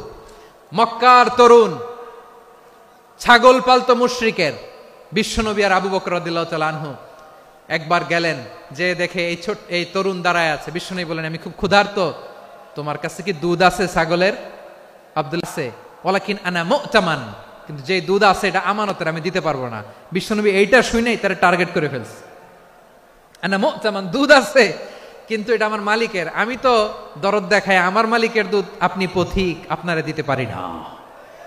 বিশ্বনবী টার্গেট করে ফেলছেন, এরে আমার কাজে লাগাইতে হবে। বিশ্বনবী বললেন, আচ্ছা ঠিক আছে, দুধ দিও না, কিন্তু এমন ছাগি আছে কিনা যেই ছাগির সাথে কোনো ছাগলের মিলন হয় নাই, তার ওলানে দুধও আসে নাই, বাচ্চাও নাই, এরকম ছাগির থেকে যদি আমি দুধ খাই তাহলে তো সমস্যা নাই। বলতেছে এরকম ছাগির থেকে দুধ খাইলে সমস্যা নাই, কারণ এরকম ছাগির ওলান থেকে দুধ আসবেও না। বলতেছে ঠিক আছে, এরকম একটা ছাগি নিয়ে আসা হলো। বিশ্বনবী বিসমিল্লাহ বলে ওই ছাগির ওলানে হাত দিলেন। হাত দিতে দেরি, পুরো ওলানটা দুধে ভরে যেতে দেরি হয় না। বিশ্বনবী আর আবু বকর রাদিয়াল্লাহু তাআলা আনহু দহন করে পেট ভরে খেলেন। এই দৃশ্য আব্দুল্লাহ ইবনে মাসউদের হৃদয়ে দাগ কাটলো। এই মুআজিজা দেখে তিনি বললেন, আশহাদু আল্লা ইলাহা ইল্লাল্লাহ ওয়া আশহাদু আন্না মুহাম্মাদুর রাসূলুল্লাহ। তিনি ষষ্ঠ মুসলিম ছিলেন, 6 নম্বর মুসলমান। ওনাকে টার্গেট করে বিশ্বনবী দেখলেন এমন ইন্টেলেকচুয়াল ব্রেন, উনি সূক্ষ্ম সূক্ষ্ম জিনিস বুঝে বেশি, ফিকহি জ্ঞান ওনার মধ্যে বেশি। বিশ্বনবী ওনাকে কোরআনের জ্ঞান শিক্ষা দিতে লাগলেন। উনি বিশ্বনবী সবার কাছে কোরআন শোনায়, কিন্তু বিশ্বনবী নিজে আব্দুল্লাহ ইবনে মাসউদের কাছ থেকে কোরআন শুনতো। বিশ্বনবী একবার বললেন, ইকরা আলাইয়া ইয়া মাসউদ। ইবনে মাসউদ একবার শোনাও তো কোরআন দেখি। আব্দুল্লাহ ইবনে মাসউদ বলে, আকরাউ আলাইকা ওয়া আলাইকা উনজিল। নবী, আপনার উপর কোরআন নাজিল হয় আর আমি আপনার সামনে কোরআন পড়ব। বিশ্বনবী বললেন, ইন্নী উহিব্বু আন আসমাআহু মিন গায়রি। আমি নিজে পড়তে যেমনি ভালোবাসি, অন্যে পড়ুক আমি শুনবো, এটাও আমি ভালোবাসি। সূরা নিসা তিনি তেলাওয়াত করে শুনিয়েছেন। এমন সূক্ষ্ম সূক্ষ্ম বিষয় বিশ্বনবী উনাকে ধরিয়ে দিয়েছেন। উনি হয়ে গিয়েছেন আব্দুল্লাহ ইবনে আব্বাস, হয়েছেন রাইসুল মুফাসসিরিন, উই হয়ে গিয়েছেন ফাকিহুল উম্মাহ। উনার চাইতে বড় ফকি এই পৃথিবী আর দেখবে না। চিল্লায় বলেন সুবহানাল্লাহ। উনি বলতেন, ওয়াল্লাহি ইল্লাযী লা ইলাহা গায়রু মা উনজিলাত সূরাতুন ইল্লা ওয়া আনা আ'লামু আইনা উনজিলাত ওয়া ফীমা উনজিলাত। বিশ্বনবী এমন ভাবে কোরআনের দার্স আমাকে দিয়েছেন, কোরআনে যত সূরা নাজিল হয়েছে, যেখানে নাজিল হোক না কেন আমি জানি এটা কোথায় নাজিল হয়েছে এবং কোন প্রেক্ষাপটে নাজিল হয়েছে। এমন একটা সূরা নাই যে সূরার কোথায় নাজিল হয়েছে আমি মাসুদের জানা নাই, কোন প্রেক্ষাপটে নাজিল হয়েছে আমার জানা নাই। এরকম ঘটবে না। চিল্লায় বলেন আল্লাহু আকবার। এই আব্দুল্লাহ ইবনে মাসউদ রাদিয়াল্লাহু তাআলা আনহু ওমর ফারুকের সময় কুফার চিফ জাস্টিস ছিলেন। কুফা নগরীর চিফ জাস্টিস। চিফ জাস্টিস বুঝেন নাই? বিচারপতি। কি ছিলেন? সবাই বলে নাই, কি ছিলেন? বিচারপতি ছিলেন। এবং ওনার যে ফিকহি জ্ঞানের ধারা, এটাই আলকামা, ইব্রাহিম আন-নাখাই, হাম্মাদ ইবনে সুলাইমান হয়ে ইমাম আবু হানিফা পর্যন্ত পৌঁছেছে। এবং ওনার ফিকহি জ্ঞানের ধারাই হানাফি মাযহাবে অ্যাকসেপ্ট হয়েছে। আজও এগুলো হানাফি মাযহাবে চর্চিত হয়। হানাফি মাযহাবের সব ফিক আব্দুল্লাহ ইবনে মাসউদের ফিকহি জ্ঞানের ধারা থেকে নেওয়া হয়েছে। চিল্লায় পড়েন সুবহানাল্লাহ। তাহলে উনাকে বিশ্বনবী বানিয়েছেন জুরিস্ট, আইনবিদ, ফকিহ। উনারে আজান শিখান নাই। হিউম্যান রিসোর্স ডেভেলপমেন্ট কিভাবে করবেন, মানব সম্পদের উন্নয়ন কিভাবে করতে হয়, কিভাবে যার যেখানে প্রতিভা কাজে লাগাতে হয় উনি দেখিয়েছেন। সুবহানাল্লাহ পড়বেন না? খালিদ বিন ওয়ালিদ কি ছিলেন? বীর যোদ্ধা। কিন্তু তিনি ইসলাম ধর্ম গ্রহণ করেছেন অনেক দেরিতে, 8ম হিজরিতে। তার মানে 8ম হিজরির আগে উনি মুশরিকদের পক্ষে লড়াই করেছেন। ওনার হাতে কত মুসলিম সাহাবী যে নিহত হয়েছে হিসাব নাই। বিশ্বনবী টার্গেট করে রাখছে, তুমি আমাদের মুসলিমদের এত ক্ষতি করলা, তুমি যখন মুসলমান হবা তোমারে দিয়ে আমি এমন কাম করামু যেটা আর কেউ করতে পারবে না। খালিদ বিন ওয়ালিদ রাদিয়াল্লাহু তাআলা আনহু 8ম হিজরিতে মুসলিম হয়েছেন, মক্কা বিজয়ের আগে। তো মক্কা বিজয়ের আগে যখন মুসলিম হয়েছেন, এর আগে কি করছেন? কাফিরদের সাথে যুদ্ধ করেছেন। উনি উহুদের যুদ্ধে মুসলমানদের যে পরাজয় ভাব, কঠিন পরিস্থিতির মুখোমুখি উনার কারণে পেছন থেকে এমন আতর্কিত আক্রমণ করেছেন, মুসলমানদেরকে কচুকাটা করেছেন।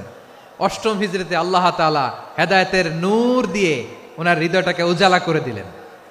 লা ইলাহা এটা এমন বাণী যার হৃদয়ে একবার টাচ খাবে, এইটা থেকে সে আর পালিয়ে বেড়াতে পারে।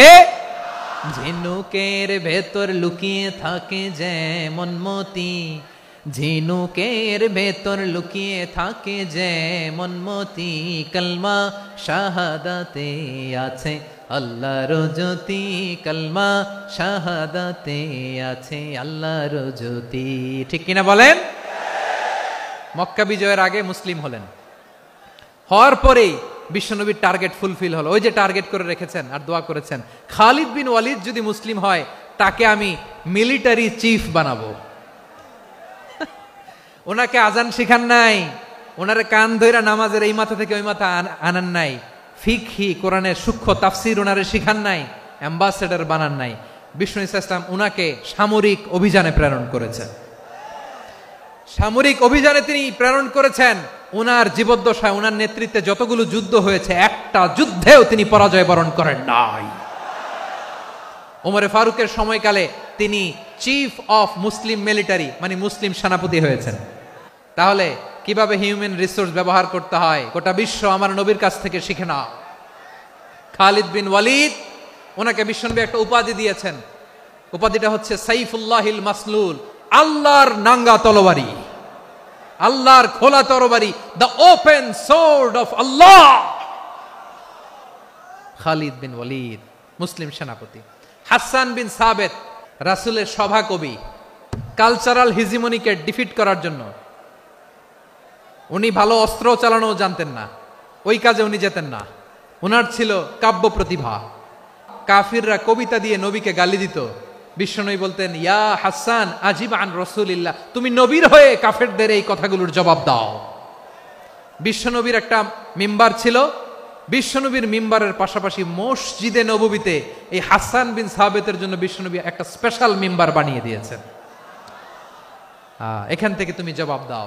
এবং বিশ্বনবী বলেছেন, আল্লাহুম্মা আইয়িদহু বিরূহিল কুদুস। আল্লাহ, হাসান আমার পক্ষে জবাব দেয়, তুমি জিব্রাইল মারফত তাকে সাহায্য পাঠাইয়া দিও। রাসূল সাল্লাল্লাহু আলাইহি ওয়াসাল্লামের সভা কবি, the poet of the prophet, নবীর কবি। উনি কবিতা দিয়ে এমন উচ্চাঙ্গের ভাষায় কবিতা দিয়ে তিনি জবাব দিতেন, কাফিরদের গা শিহরে যেত, তাদের হৃদয়ে আগুন ধরে যেত। তাহলে এরকম কবিরও দরকার আছে না নাই? এখন যাকে আল্লাহ দিছে কাব্য প্রতিভা, এরা যদি আপনি যুদ্ধের ময়দানে পাঠান হবে? যারে দিছে সুরেলা গলা, এরা যদি অ্যাম্বাসেডর বানান হবে না। হাসান বিন সাবেত ছিলেন বিষ্ণু ইসলামের কবি। হুযায়ফা ইবনুল ইয়ামান বিশ্বনবীর গোয়েন্দা বিভাগের প্রধান। কিসের প্রধান? হুযায়ফা ইবনুল ইয়ামান। ওনার ছিল ডিটেকটিভ মাইন্ড, ডিটেকটিভ মাইন্ড, গোয়েন্দা বিভাগের প্রধান। এবং উনি হচ্ছেন সাহিবু সিররি রাসূলিল্লাহ, রাসূল সাল্লাল্লাহু আলাইহি ওয়াসাল্লামের গোপন তথ্যের ধারক বাহক। নবীর যেই কথা কেউ জানে না, সব হুযায়ফার পেটের ভিতরে ছিল। সুবহানাল্লাহ পড়েন। মদিনার যত ইহুদিদের একটা লিস্ট ছিল, এই লিস্ট শুধু দুইজন জানতো, বিশ্বনবী আর হুযায়ফা। গোয়েন্দা বিভাগের হেড ছিল। খন্দকের যুদ্ধে প্রচন্ড আজকের মতো শৈত্য প্রবাহ, মাটি খনন করতে করতে সাহাবীদের পেটে ক্ষুধা নাই, দাঁড়াইতে পারে না নামাজের জন্য, এত ক্লান্ত, ক্ষুধা, ক্লান্ত, শ্রান্ত। বিশ্বনবী বললেন, কে আছো? এই কঠিন শীত, এই ভয় আর ক্ষুধার মধ্যেও খন্দকের পরীক্ষার টপকে শত্রু শিবিরে যে আমাকে তথ্য দিবা, কে আছো? কারো গায়ে শক্তিই নাই যে দাঁড়াবে, কেউ দাঁড়ায় না। বিশ্বনবী তখন নিজে হুযায়ফাকে ডাক দিলেন, হুযায়ফা, যে আমাকে আজকে শত্রু শিবিরের তথ্য এনে দিবে, সে জান্নাতে আমার মোরাফাকা, আমার সঙ্গী হবে। হুযায়ফা রাদিয়াল্লাহু ইবনুল ইয়ামান জীবনের ঝুঁকি নিয়ে এই ক্ষুধা, শৈত্য প্রবাহ, কোল্ড ওয়েভসকে উপেক্ষা করে পরীক্ষা টপকে শত্রু শিবিরে যে সবার কথাগুলো চুপে চুপে শুনে বিশ্বনবীর দরবারে এসে গোয়েন্দাদের মতো তথ্য সরবরাহ করেছে। বিশ্বনবীর গোয়েন্দা বিভাগের প্রধান হুযায়ফা ইবনুল ইয়ামান ইন্টেলিজেন্স বিভাগ চালাতেন। মুনাফিকদের নাম ওনার কাছে ছিল। মুআয ইবনে জাবাল মদিনা রাষ্ট্রের সবচেয়ে সিনিয়র আমলা ছিলেন। আমলাতন্ত্র চিনেন তো? প্রশাসনিক কাজ যারা চালায়, অ্যাডমিনিস্ট্রেশন বোঝেন না? The department of administration. মদিনার রাষ্ট্রের সিনিয়র আমলা মুআয ইবনে জাবাল মুতাখাসসিসুন ফিল হালালি ওয়াল হারাম, হালাল হারামের স্পেশালিস্ট ছিলেন। বিশ্বনবী উনাকে ইয়ামানের গভর্নর করে পাঠাইছেন। বলেছেন, ইন্নাকা তা'তি কওমান আহলা কিতাব, এমন গোষ্ঠীর কাছে যাবা এরা ইহুদি নাসারা, আগে শাহাদা পড়লে এরপরে নামাজের দাওয়াত দিও, নামাজ পড়লে যাকাতের দাওয়াত দিও। গভর্নরের অ্যাটিটিউড যেমন থাকে তেমন অ্যাটিটিউড ধরে রেখো। সুবহানাল্লাহ পড়েন। তাহলে মুআয ইবনে জাবালকে দিয়ে বিশ্বনবী কবিতা লেখায় নাই, চিঠি লেখায় নাই, আজান দেওয়ায় নাই। সুবহানাল্লাহ পড়বেন না? সব শেষ সাহাবী বলি আবু হুরায়রা রাদিয়াল্লাহু তাআলা আনহু, বিড়ালের বাবা, কি করতেন? খালি হাদিস মুখস্থ করতেন। উনি বলতেন, আলজামু রাসূলুল্লাহ আলা মিলই বাতনি, আমার শুধু পেটের ক্ষুধার বন্দোবস্ত হইলে আমি নবীর সঙ্গ ছাড়তাম না। আমার আনসার সাহাবারা ক্ষেত খামারের কাজ করত, আমার মুহাজির সাহাবারা ব্যবসা করত, আর আমি নবীর সাথে সাথে থাকতাম। শুধু সকাল বিকাল 2 বেলা যদি আমার খাবারের বন্দোবস্ত হয়, আমি আর নবীর লক ছাড়ি না। সুবহানাল্লাহ কইবেন না? 5374টা হাদিস তিনি বর্ণনা করেছেন। সবচেয়ে বেশি হাদিস বর্ণনাকারী সাহাবী। হাদিস প্রিজার্ভেশনের কাজে বিশ্বনবী ওনাকে কাজে লাগিয়েছেন। উনি একদিন বলেন, ইয়া রাসূলুল্লাহ আসমাউ মিনকা কাসীরান ফালা আহফাজু। নবী অনেক কথা শুনি, আমার মনে থাকে না। বিষ্ণু বললেন, তাই? উবসুত রিদাক, তোমার চাদরটা বিছাও। আবু হুরায়রা বিছালেন, বিশ্বনবী হাত বুলায় দিলেন, এরপরে অনেক হাদিস বর্ণনা করলেন। আবু হুরায়রা বলে, তারপর থেকে বিশ্বনবী যাই বর্ণনা করে আমি শুনি আর একটাও ভুলি না। এখন সুবহানাল্লাহ। বিশ্বনবী ওনাকে হাদিস প্রিজার্ভেশন, নবীর এই যে লক্ষ্য হাদিস প্রিজার্ভেশনের এই দায়িত্ব দিয়েছেন সাইয়েদনা আবু হুরায়রা রাদিয়াল্লাহু তাআলা আনহুকে। প্রিয় ভাইরা, তাহলে 10 জন সাহাবীর কথা যে বললাম, আপনারা কি খেয়াল করেছেন কত বড় ট্যালেন্ট হান্টার, চৌকস ট্যালেন্ট হান্টার ছিল আমার নবী। এক একজনের এক এক ট্যালেন্ট এক এক কাজে অ্যাসাইন করেছেন, এক একজনকে এক এক দায়িত্ব দিয়েছেন, এক একজনের প্রতিভাকে এক একভাবে বিকশিত হওয়ার সুযোগ দিয়েছেন। আওয়াজ করে বলেন ঠিক কি না? এখন আমার পর্দার আড়ালে আমার মায়েরা বলবে, এতগুলো পুরুষ সাহাবীর কথা বললো, নারী সাহাবীরা কি কিছু করে নাই? হ্যাঁ, একজন নারী সাহাবীর কথা বলে মোনাজাত হবে, দোয়া ছাড়া কেউ যাব না। রুফাইদা আল আসলামিয়া রাদিয়াল্লাহু তাআলা আনহা, ওনার বাবার নাম সাআদ আল আসলামি। বিশ্বনবী কি খেয়াল করলেন দেখেন, সাআদ ছিল মদিনার বড় ডাক্তার। এই নারী সাহাবী রুফাইদা বাবার কাছ থেকে চিকিৎসা বিদ্যা শিখেছেন। যখন শিখছে, বিশ্বনবী দেখলেন আমার তো প্রতি সপ্তাহে সপ্তাহে যুদ্ধে আহত সাহাবীদের সেবা দিবে কে? বিশ্বনবী রুফাইদাকে বললেন, রুফাইদা তুমি মসজিদে নববীর পাশে একটা মেডিকেল ক্যাম্প করো। এই যে সাকিনা আদ্দিন মেডিকেলের আমার ছাত্রী বন্ধুরা, শুনে রাখো, তোমাদের আইকন হচ্ছে এই রুফাইদা আল আসলামিয়া। বিশ্বনবীর ডিরেকশন অনুযায়ী তিনি মসজিদে নববীর পাশে একটা মেডিকেল ক্যাম্প করলেন এবং আহত সাহাবাদের চিকিৎসা উনি ওনার টিম নিয়ে দিতেন। বিশ্বনবীর পরামর্শে উনি আনসারি এবং মুহাজির মহিলা সাহাবীদেরকে নিয়ে একটা স্পেশাল মেডিকেল টিম গঠন করলেন। খায়বার যুদ্ধে 7ম হিজরিতে যখন বিশ্বনবী যায়, উনি ওনার টিম নিয়ে আসলেন, বললেন, ইয়া রাসূলুল্লাহ, আমরা তো তলোয়ার চালাতে পারি না, আমরা তো তীর মারতে পারি না, আপনি যদি অনুমতি দেন খায়বার অভিযানে আমি আমার টিম নিয়ে মেডিকেল টিমের সেবাটা সার্ভিসটা দিতে চাই। পড়েন সুবহানাল্লাহ। বিশ্বনবী অনুমতি দিলেন, যোদ্ধা সাহাবীদের সাথে রুফাইদা আল আসলামিয়া উনিও মেডিকেল টিম নিয়ে অগ্রসর হলেন। খায়বারের প্রতিটা আহত ইনজুর্ড সাহাবী যারা ইনজুরি শিকার হয়েছেন, সবাই রুফাইদা আল আসলামিয়ার এই মেডিকেল ক্যাম্প থেকে চিকিৎসা সহায়তা পেয়েছেন। সুবহানাল্লাহ পড়েন। দেখেন কিভাবে বিশ্বনবী ট্যালেন্ট বাছাই করতেন। আপনি অবাক হবেন, বাহরাইনের মেডিকেল ইউনিভার্সিটিতে রুফাইদা আল আসলামিয়া মেডিকেল প্রাইজ অ্যাওয়ার্ড প্রতি বছর দেয়া হয়। যদি 8 দিনের এই মেডিকেল, আমার বোনেরা যদি জেনে থাকো জানো, না হলে নতুন করে জানো, সার্চ দিও, রুফাইদা আল আসলামিয়া মেডিকেল অ্যাওয়ার্ড বাহরাইনের ইউনিভার্সিটিতে দেয়া হয়। প্রিয় ভাইয়েরা, তাহলে আলোচনার সামারি আমরা করি। বিশ্বনবী যেভাবে হিউম্যান রিসোর্সকে ম্যানেজ করেছেন, যার যেখানে প্রতিভা কাজে লাগিয়েছেন, আমরাও যদি করি, আমাদের বাংলাদেশের চিত্র আমরা পাল্টে যেতে পারবো। আমরা শুরুতে শুনেছি মানুষের আছে অসীম সম্ভাবনা, প্রতিটা মানুষ অনন্য, যত্ন নিলে, যথাযথ পরিচর্যা করলে মানুষ বিশ্ব জয় করতে পারে, ঠিক কিনা? আমাদের হাফেজে কোরআনের সামনে দাঁড়াতে পারে এমন কোন হাফেজে কোরআন আল্লাহর জমিনে জন্ম হয় নাই। গোটা বিশ্ব কাঁপিয়ে তারা সেরা, আমাদের ক্রিকেটাররা সেরা, আমাদের তৈরি পোশাক শিল্প সেরা। এরকম অনেক অনেক সেরা জিনিস আছে, আমরা এগুলোর নার্চারিং করতে পারি নাই, পরিচর্যা করতে পারি নাই, সঠিক তারবিয়াতের অভাব।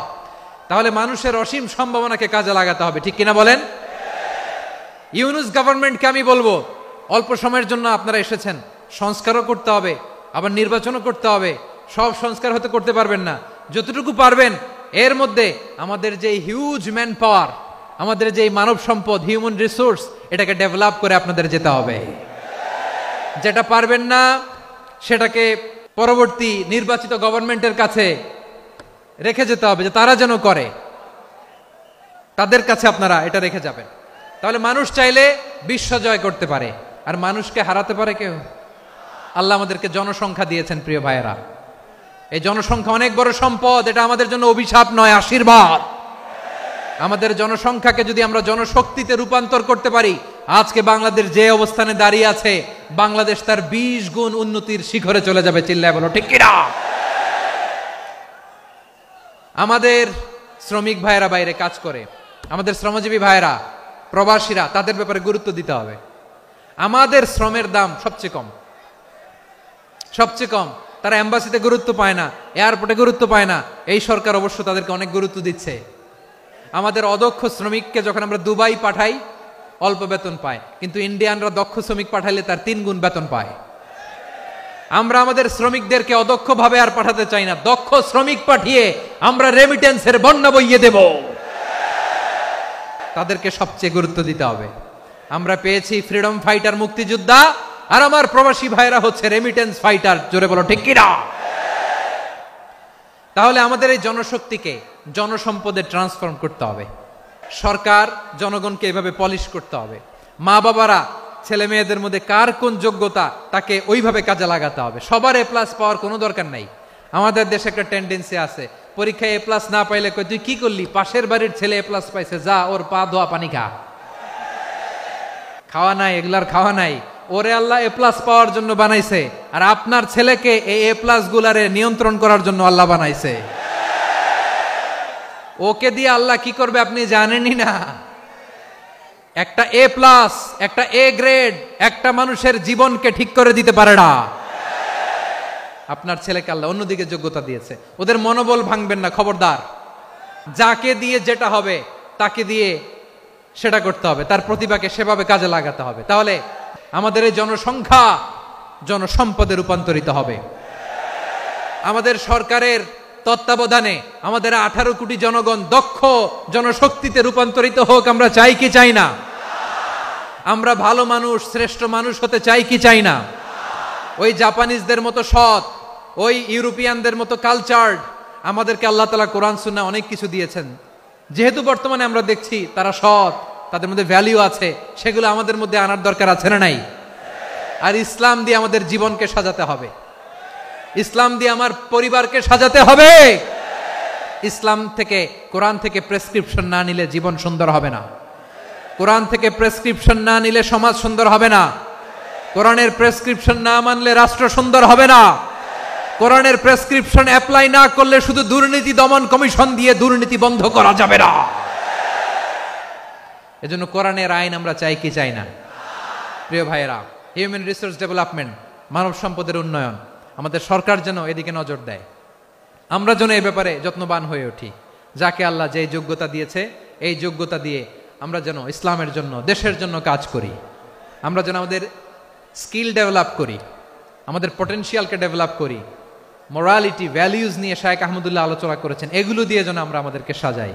আল্লাহ তাআলা আমাদের দেশকে তুমি নিরাপদ করো, আমরা পড়ি আমিন। আল্লাহ আমার 18 কোটি জনগণকে তুমি জনশক্তিতে রূপান্তরিত করো, আমিন। আল্লাহ আমরা হাতে হাত রেখে, কাঁধে কাঁধ মিলিয়ে, ভাইয়ে ভাইয়ে যেন এই দেশকে গড়তে পারি, আল্লাহ তুমি তৌফিক দান করো, আমরা পড়ি আমিন।